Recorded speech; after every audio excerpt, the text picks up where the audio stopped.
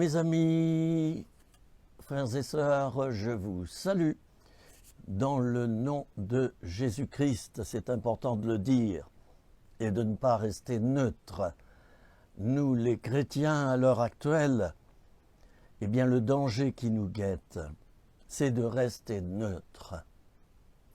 Je ne dis rien, je ne vois rien, je n'entends rien. Je loue Dieu, c'est tout. Vous connaissez cet ensemble de 3 statues. Je crois que c'est en Chine qu'on a, du moins en Asie, qu'on a choisi cette représentation de 3 singes. 3 singes. Il y en a un qui se bouche les oreilles, l'autre à côté se voile les yeux, et l'autre met sa main sur sa bouche. Eh bien, je pense très honnêtement que Jésus aurait peut-être des reproches à me faire, à nous faire, à nous les chrétiens, à l'heure actuelle, parce que nous nous taisons. Nous ne voulons pas voir la réalité en face, nous ne voulons pas écouter Dieu nous parler. Alors c'est difficile pour Dieu de nous utiliser, parce que si nous sommes sourds, aveugles et muets, et que nous sommes le corps de Christ, la Bible le dit, l'apôtre Paul en parle, nous sommes son corps, Jésus est la tête, et nous sommes le corps. Eh bien, mes amis, si le corps est muet, sourd et aveugle spirituellement, s'il ne sonne pas de la trompette en étant une bonne sentinelle, que reste-t-il à Dieu comme moyen d'action? La Bible dit que si nous nous taisons, les pierres crieront.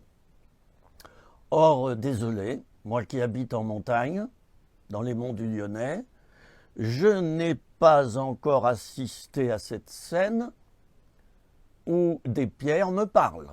Et vous? Ça ne m'est pas encore arrivé. Mais c'est une belle image que Dieu prend là. La pierre, c'est le symbole de ce qui est dur. Le granit, par exemple. C'est dur. Et le prophète dira, le peuple s'est endurci. Le cœur de ce peuple s'est endurci. Il m'honore du bout des lèvres. Ils se bouchent les oreilles, ils ne veulent pas voir, ils ne veulent pas parler en mon nom. Leur cœur s'est endurci. Mes amis, nous vivons à une époque, et croyez bien que je le dis avec bienveillance, avec respect envers vous, envers nous tous, nous vivons une époque où l'Église, corps de Christ, est malheureusement devenue en grande partie sourde, aveugle et muette. Les différents organes de direction, de gestion de nos églises se taisent. Ainsi, nous avons vu en France le délai de l'avortement, le délai pendant lequel nous pouvons provoquer un avortement, eh bien ce délai a été prolongé de 2 semaines dans l'indifférence la plus totale. Les députés, endormis dans leur conscience, ont voté pour cette loi. J'aurais envie de leur dire à chacun, en particulier, monsieur le député, si ça avait été vous qui étiez dans le ventre de votre maman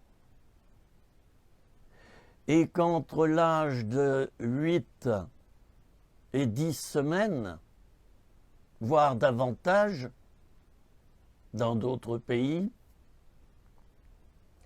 on avait supprimé votre vie dans le ventre de votre maman.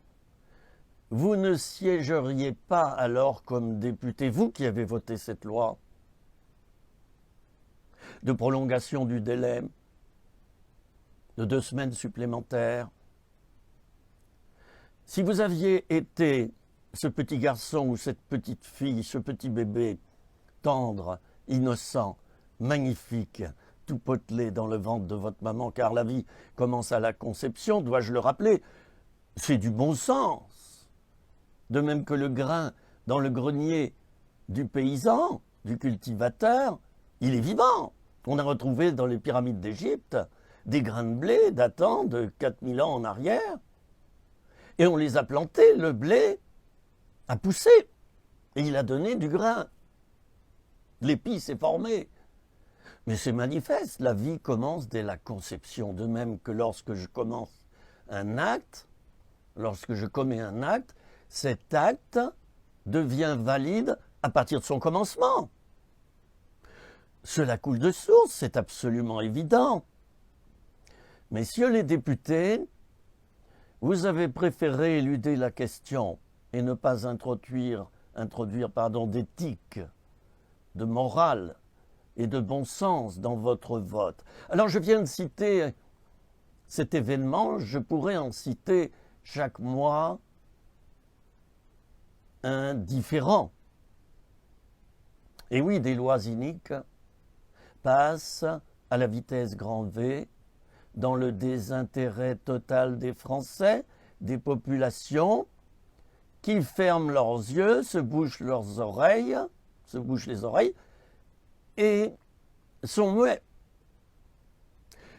Cela devient grave lorsque ce sont les chrétiens, les serviteurs et les servantes de Dieu, les pasteurs, les ministères, qui se taisent.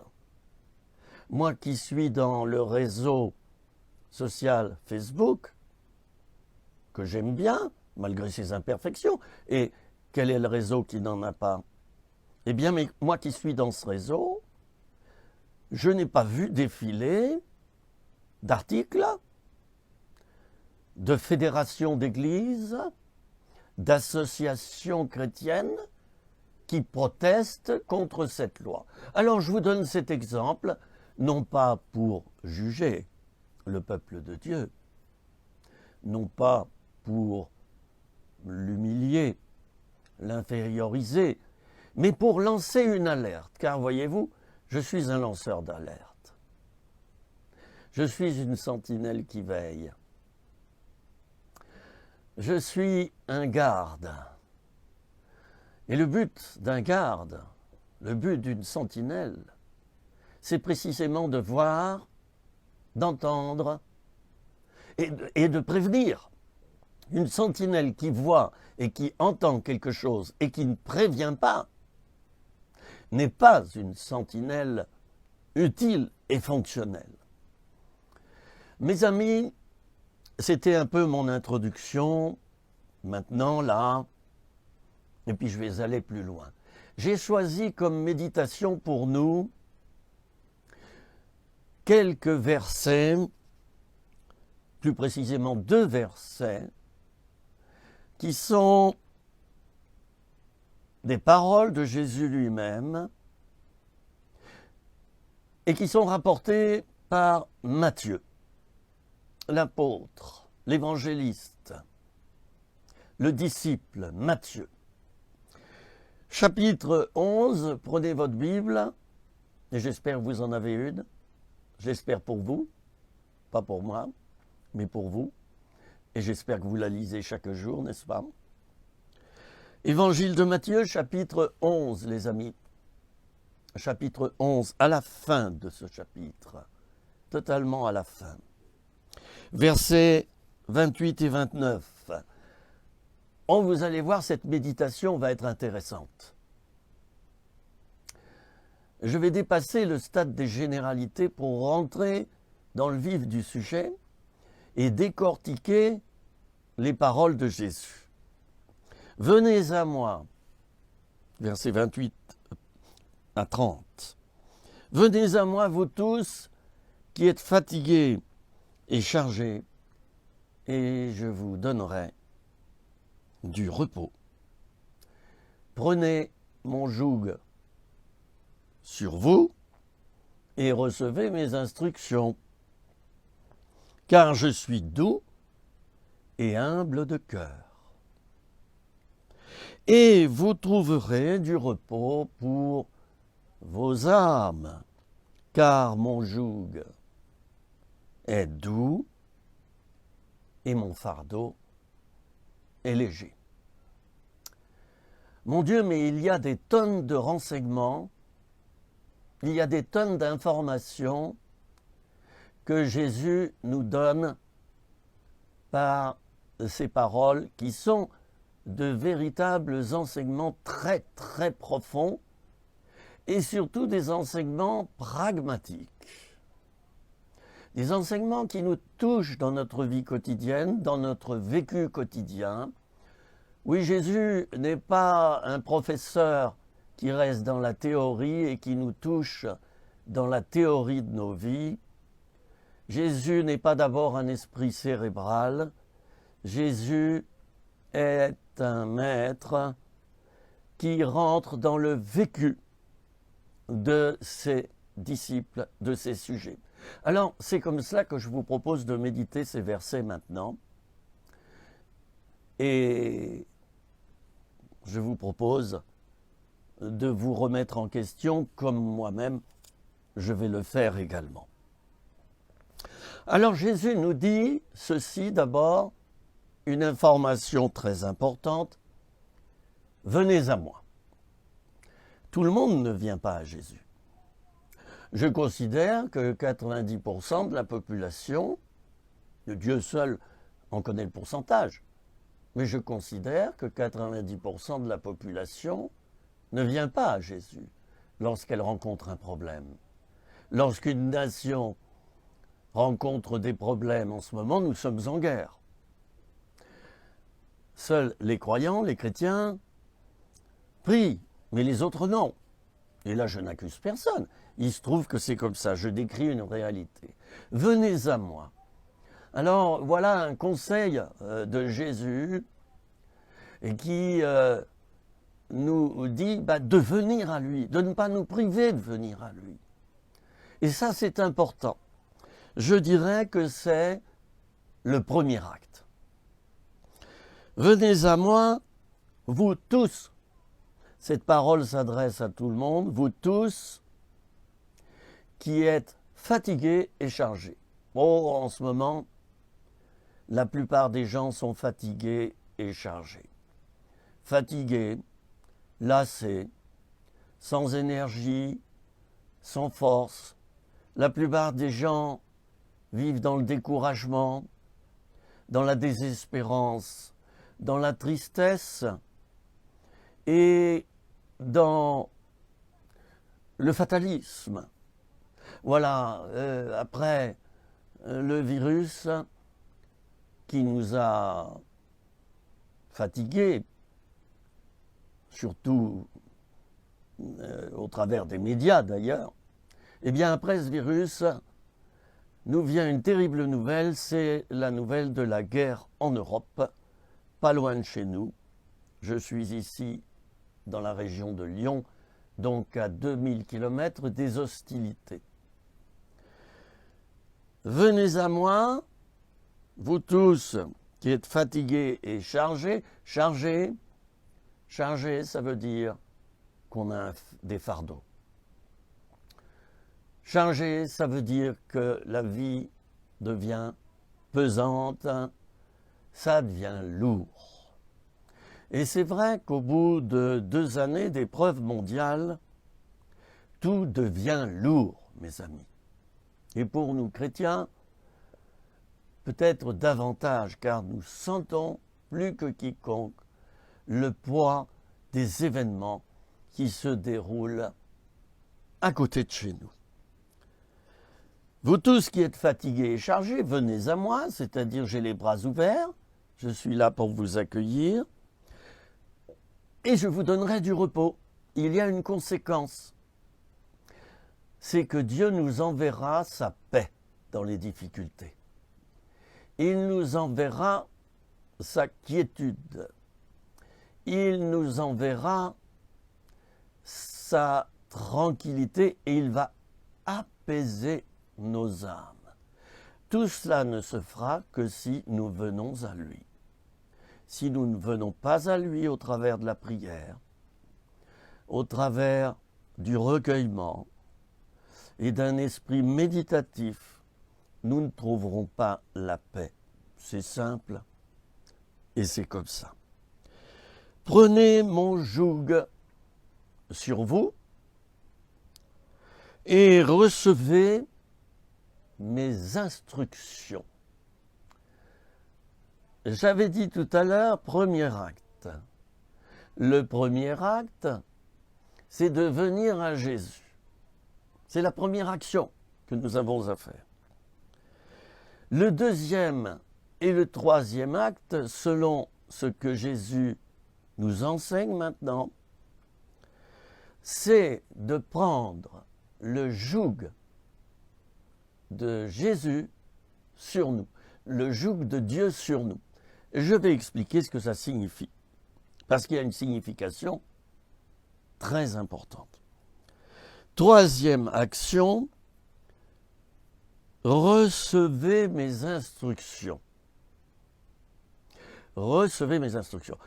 Trois actions successives sans lesquelles nous ne vivrons pas dans le repos.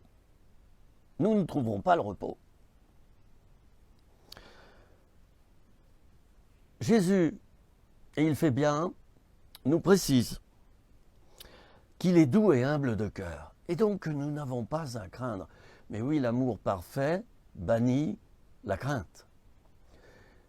Certains chrétiens ont une image de Dieu qui est celle peut-être de leur propre papa sur la terre, un père lointain, insensible, dur, voire cruel, injuste, un père orgueilleux qui n'a pas de cœur.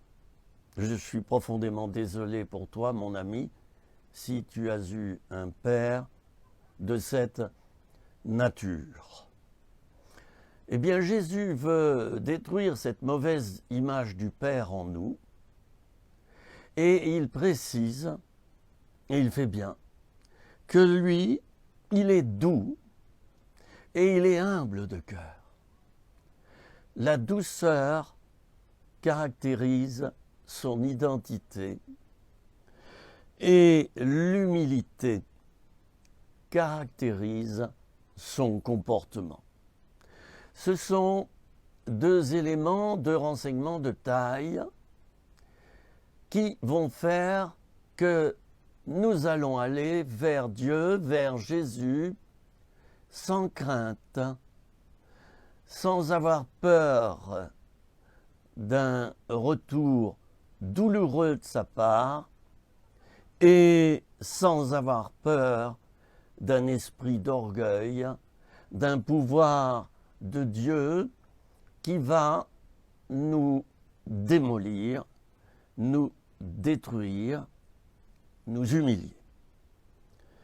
Vous trouverez du repos pour vos âmes, dit Jésus, une deuxième fois. Une deuxième fois. Si vous faites ce que je viens de vous dire, venir à moi, prendre mon joug sur vous et recevoir mes instructions, vous trouverez du repos pour vos âmes, pas avant. Et c'est vrai que de nos jours, tous ceux et celles qui ne font pas cela sont angoissés, sont mal dans leur peau, sont agressifs et ont tendance à faire un transfert de leurs problèmes sur les autres. Bien. Mon joug est doux, mon fardeau et léger, dira Jésus. 2 fois le mot douceur est utilisé dans ces 3 versets. Dans ces 2 versets ou 3 versets, oui, ce sont 3 versets finalement. 2 fois le terme de douceur est utilisé. Jésus l'utilise pour dire que lui, il est doux. Il va l'utiliser pour dire que le joug qu'il met sur nous est doux également. Ah, moi j'aime cette douceur et personnellement, je suis venu à Jésus il y a, écoutez, bientôt 50 ans, à cause de cette douceur, à cause de cet amour, à cause de ce respect que Jésus a mis sur moi, à cause de ce que Jésus m'a transmis de son identité. Je suis venu à lui et 50 ans plus tard, je ne regrette absolument rien, chers amis. Je vais rentrer dans le vif du sujet pour parler du joug tout d'abord. Qu'est-ce que c'est qu'un joug? Eh bien d'abord quelques petites données historiques. L'inventeur du joug, c'est Bousigès. C'était un législateur. Ce renseignement est de taille. Qu'est-ce que c'est qu'un joug? Eh bien c'est une pièce en bois qui est assez longue, suffisamment longue pour être placée, posée et adaptée sur le cou de 2 animaux afin qu'ils cheminent ensemble. 2 bœufs en l'occurrence, car le joug est une pièce de bois qu'on attache au joug des bœufs afin qu'ils conduisent un attelage. Et l'attelage, bien sûr, il est là pour tracer des sillons, pour creuser la terre avant de l'ensemencer. Autrement dit, le joug est un symbole d'unité, il est un symbole d'action constructive. Grâce à ce joug, les 2 bœufs vont rester ensemble et vont tirer la charrue pour tirer vous le savez, des sillons, pour tracer des sillons qui, eh bien oui, devront être droits. Alors pour que ces sillons soient droits, que fait-on? On va installer sous le joug 2 bœufs dont l'un est un bœuf ancien en âge, qui connaît déjà par quel processus il devra tirer l'attelage. Alors ce bœuf qui est habitué à la chose, eh bien, il sait regarder le sillon, et en regardant le sillon qui est déjà tracé, il devient capable de tirer d'abord le bœuf qui est à côté de lui et de tirer la charrue de telle manière que le sillon supplémentaire soit droit et soit bien parallèle au sillon qu'il voit. Alors c'est intéressant tout cela. C'est vrai que le joug est lourd, mais le bœuf, ça ne l'inquiète pas davantage que cela, il est habitué. On pourrait penser que le joug, c'est un empêcheur de tourner en rond, et c'est le cas. Il empêche que les bœufs tournent en rond, ou du moins tracent des sillons qui ne sont pas rectilignes. Alors c'est vrai que le joug, dans un premier abord, eh bien c'est une charge supplémentaire sur le dos des bœufs. Mais attention, les bœufs s'habituent à cette charge, ils oublient d'ailleurs la présence du joug, et ils sont rendus capables de tirer des sillons droit, de tracer des sillons droits. La droiture du chrétien. Le chrétien qui obéit à la pensée de Dieu, qui obéit au côté rectiligne de la pensée de Dieu. Ça, c'est important.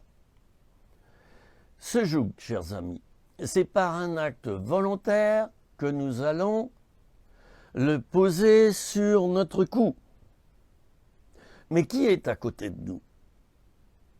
Puisque le joug a 2 places. Je vous pose cette question. Réfléchissons bien. Qui est à côté de nous? Eh bien, j'allais dire le bœuf plus ancien. Désolé de comparer Jésus à un bœuf, ou moi-même à un bœuf. Je n'en ai pas la tête.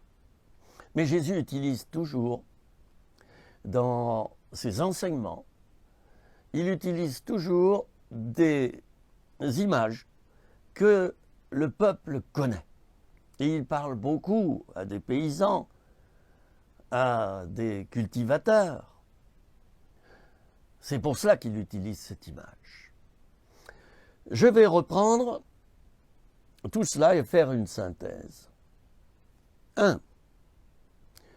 Jésus nous propose de prendre son joug sur nous d'une manière volontaire. Certains chrétiens ne le font pas. Ils s'obéissent à eux-mêmes. Ou ils mettent leur pasteur à côté d'eux sous le joug.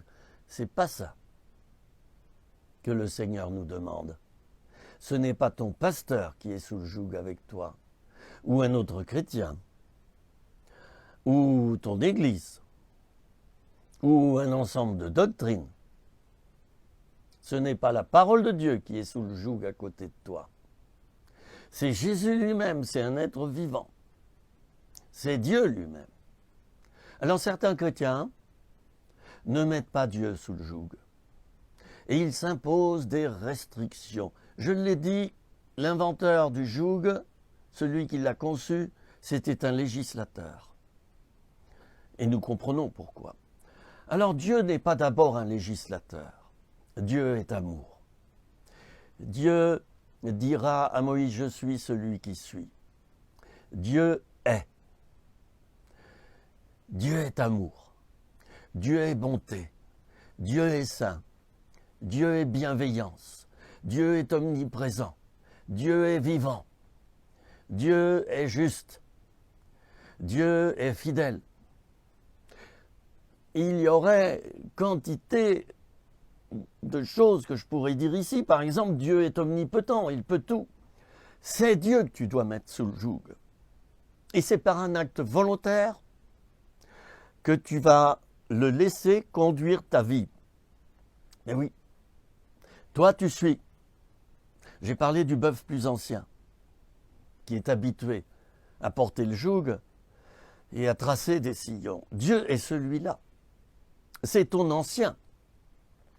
C'est celui qui sait faire, c'est celui qui saura conduire ta vie chrétienne selon sa pensée à lui.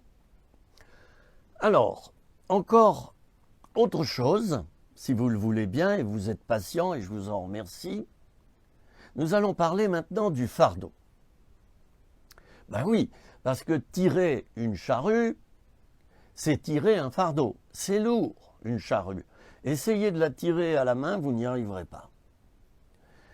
Il faut 2 animaux bien musclés, des animaux solides, des animaux remplis de force pour conduire le joug. Dieu est rempli de force. Il est rempli d'amour. Il ne te conduira pas n'importe comment ou n'importe où. Il est omnipotent, il est rempli de puissance. Et si tu le prends sous ton joug volontairement, c'est lui qui va tirer le plus gros de la charge. Et Jésus prend bien soin, de nous dire que le fardeau que nous allons tirer lorsque nous prenons Dieu dans notre vie, ce fardeau sera léger. Mais ces renseignements sont de taille, mes amis. Jésus est doux. Deuxièmement, le joug lui-même est doux, il n'est pas rugueux, il ne va pas écorcher ta vie. Et puis, le fardeau que tu vas tirer, le fardeau de Dieu, si tu l'as dans la vie, eh bien Jésus te dit dans cet enseignement que ce fardeau est léger. Alors mes amis, pourquoi disons-nous si souvent, en nous plaignant, que la mission que Dieu nous confie, elle est difficile? Pourquoi disons-nous si souvent que nous manquons de force? Pourquoi nous plaignons-nous tout le temps? C'est trop dur, j'y arrive pas, je suis trop tenté, il y a trop de tentations, c'est trop difficile d'obéir à Dieu, j'arrive pas. Mon ami, pourquoi dis-tu que c'est carrément impossible de vivre dans le camp de Dieu, avec son fardeau, avec sa vision, avec sa pensée? Pourquoi penses-tu que c'est trop dur? Pourquoi dis-tu que tu es un écorché vif avec Dieu? Pourquoi dis-tu que tu n'y arrives pas? Il y a là un problème. Et ce problème, je l'ai rencontré moi-même parfois dans ma vie. Je l'ai rencontré. Quand est-ce que je l'ai rencontré? Quand je devenais rebelle. Certes, je prenais le joug de Dieu sur moi, mais je tirais dans tous les sens, je ne laissais pas Dieu tirer la charrue, tirer le fardeau. Je ne laissais pas Dieu. J'essayais par mes propres forces de tirer le fardeau, de tirer la charrue. J'essayais par mes propres forces, j'essayais de tirer la charrue dans la direction que je voulais moi. J'essayais de tirer la charrue de manière qu'elle fonctionne comme je veux moi, dans la direction que je veux, et au travers des moyens que je m'imposais à moi. C'était de ma faute, je parle de moi. Et peut-être es-tu dans ce cas, mon ami. Je parle de moi, là. Quand je n'obéis pas à Dieu, quand je ne me place pas sous le joug, Jésus a dit, si quelqu'un veut me suivre, qu'il renonce à lui-même, qu'il prenne chaque jour sa croix. Et là, il sera rendu capable de me suivre. Nous avons là un deuxième type d'enseignement de la part de Jésus. Il nous dit de venir à lui, et pas à nous d'abord. Il nous dit de prendre son joug sur nous. Certains chrétiens ne le font pas. Et il nous dit, ceci, c'est de tirer son fardeau à lui, de nous inquiéter davantage de son fardeau, de sa vision, que de notre fardeau et de notre vision à nous.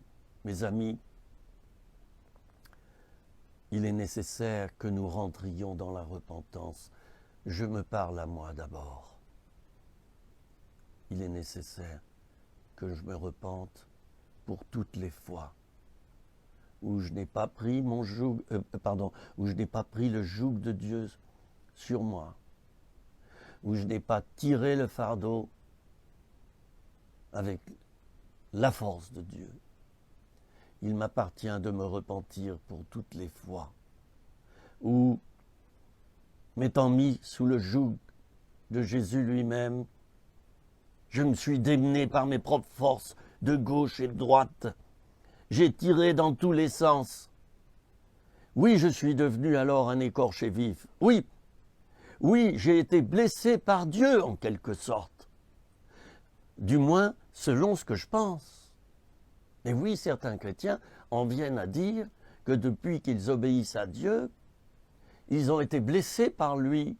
Moi, je comprends Uza dans l'Ancien Testament, qui n'était pas lévite, je le rappelle, et qui, voyant l'arche de Dieu qui allait basculer et tomber, a mis sa main et a cherché à redresser l'arche alors que ce n'était pas du tout sa fonction.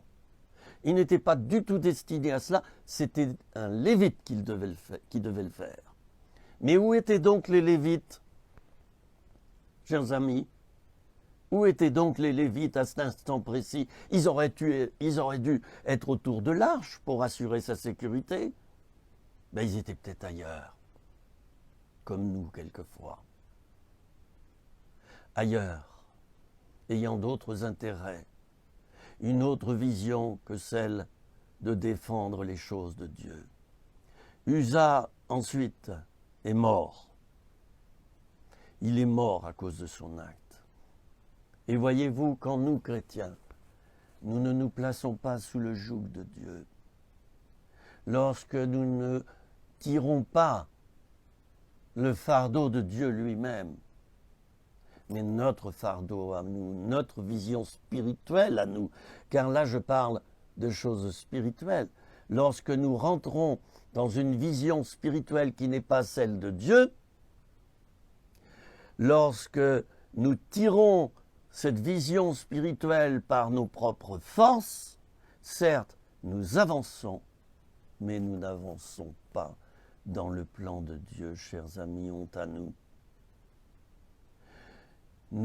Nous avançons dans le plan de Dieu en bâtissant n'importe quoi. C'est pas droit, c'est pas rectiligne, c'est pas conforme à la pensée de Dieu.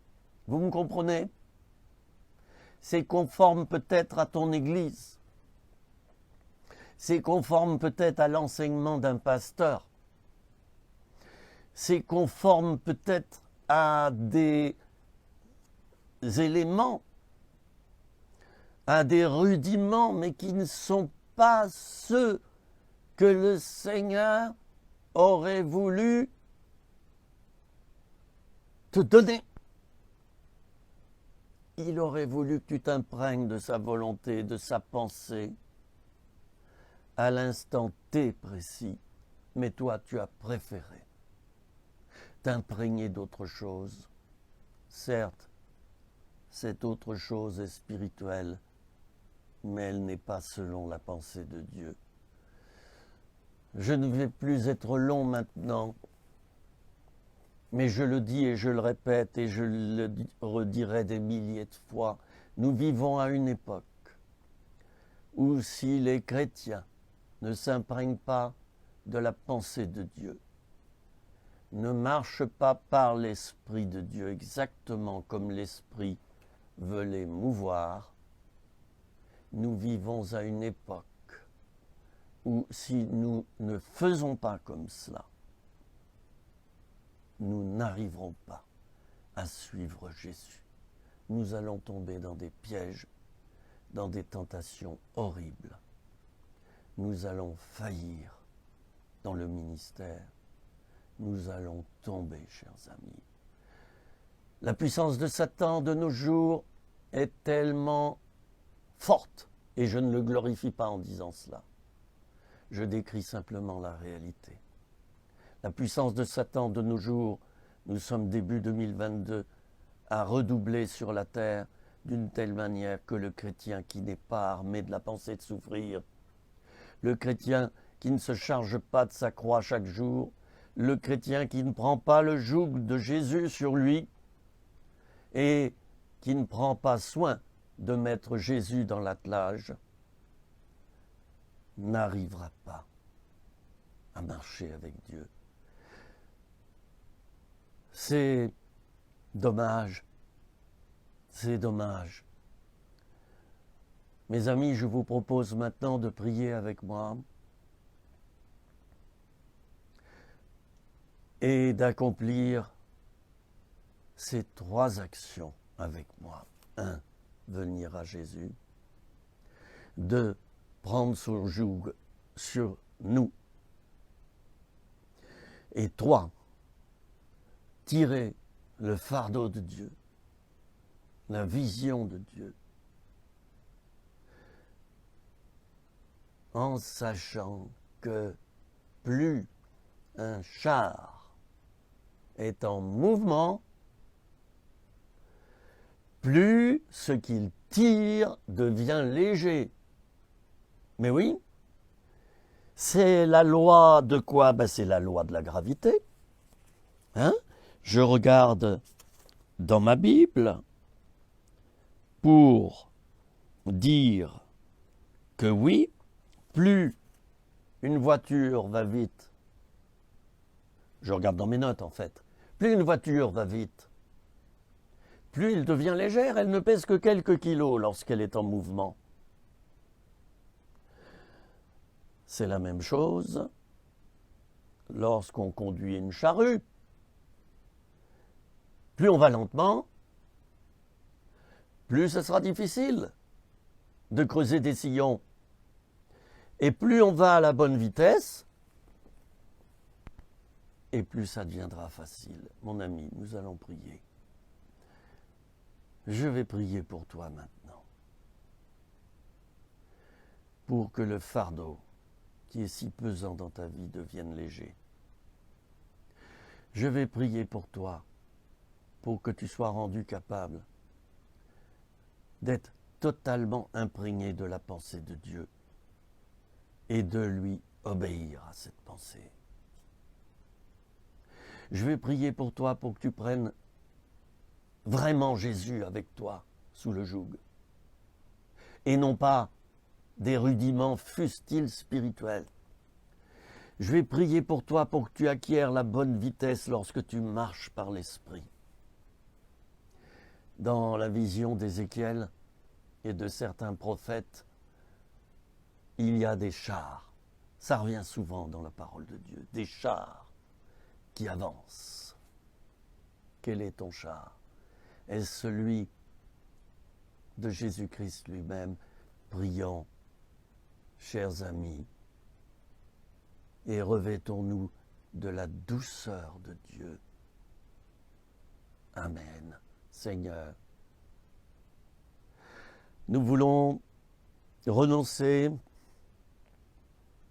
à une mauvaise vision de toi. Lorsque nous pensons que tu es dur, lorsque nous pensons que nous allons devenir des écorchés vifs si nous t'obéissons, lorsque, comme le serviteur qui avait reçu un talent et qui l'avait enterré dans la terre, a fait ce reproche qui lui a valu d'être rejeté, il a dit à son maître, « Je savais que tu es un maître dur, exigeant, et je suis allé cacher mon talent dans la terre. » Seigneur Jésus, nous te demandons pardon.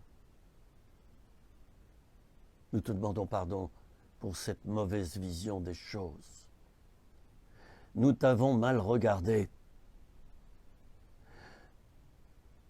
Pardon, Seigneur. Nous voulons te regarder comme quelqu'un de doux, quelqu'un d'humble de cœur, qui ne donne pas un fardeau pesant à ses enfants, mais un fardeau léger et dans la douceur.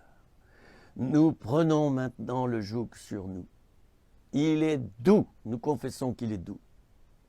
Nous proclamons qu'il est doux, qu'il ne va pas nous écorcher. Et nous proclamons que tu es un Dieu doux. Nous proclamons que le fardeau sera léger parce qu'à la bonne vitesse où nous marcherons par l'Esprit, ce fardeau deviendra presque inexistant. Merci Jésus de nous donner toute cette force dans les actions de notre vie de tous les jours. Bénis-nous. Donne-nous ta force, Seigneur. Amen. Mon ami, je prie en cet instant que tes liens tombent. Les liens qui rendent ton fardeau pesant. Les liens qui ne viennent pas de Dieu et qui ne sont pas ceux du joug de Dieu. Que ces liens tombent maintenant, en cet instant, dans ta vie, mon frère, ma sœur. Que les liens tombent maintenant et que tu sois comme Lazare, un être ressuscité. Jésus a dit à ceux qui entouraient Lazare, qui venait de ressusciter, qui sortait du tombeau, déliez-le et laissez-le aller. Alors moi je te délie maintenant au nom de Jésus, par l'autorité seule de Jésus, par l'autorité que donne le Saint-Esprit. Maintenant je te délie de toute force de Satan qui t'enchaîne, que tes liens tombent en cet instant et que dans les lieux célestes, il y ait vraiment un chambardement. Amen. Mes amis, je vous prie de considérer que la planète Terre, qui a toujours été en guerre, perpétuellement, je vous prie de considérer que la planète Terre n'est pas d'abord, je dis bien d'abord assujettie à des guerres charnelles, fratricides, telles que nous le voyons en ce moment avec l'Ukraine et la Russie. Je vous prie de considérer que la plus importante guerre de cette planète, c'est une guerre spirituelle entre Dieu et Satan.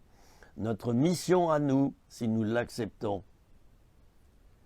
elle est de rentrer dans la guerre de Dieu, celle où Dieu a déjà vaincu Satan, mais où il bouge encore et il est capable de nous égratigner. C'est pourquoi Éphésiens 6 nous dit de prendre les armes du combat spirituel. Je vous demande, amis chrétiens, de prendre vos armes spirituelles. Cela s'entend. Pas de violence, mais un combat spirituel au travers de la prière, de la proclamation, au travers de l'épée de l'esprit qui est la parole de Dieu. C'est dans ce combat spirituel que je vous demande de rentrer maintenant.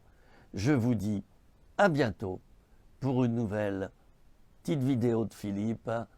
Vous me retrouvez bien sûr sur ma chaîne YouTube en tapant Philippe Ozonnet dans l'emplacement de l'URL et vous trouverez 150 vidéos de ce type.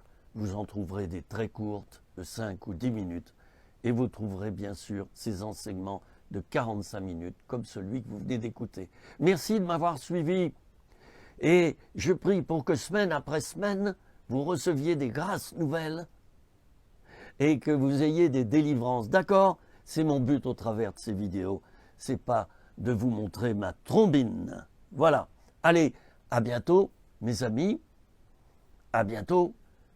Prenez de la force et prenez de la vitesse. Plus vous aurez de la vitesse, plus le fardeau sera léger. Mais attention, n'allez pas trop vite non plus, parce que là, vous allez faire que la charrue se retourne. Et ce n'est pas le but. À bientôt, mes amis.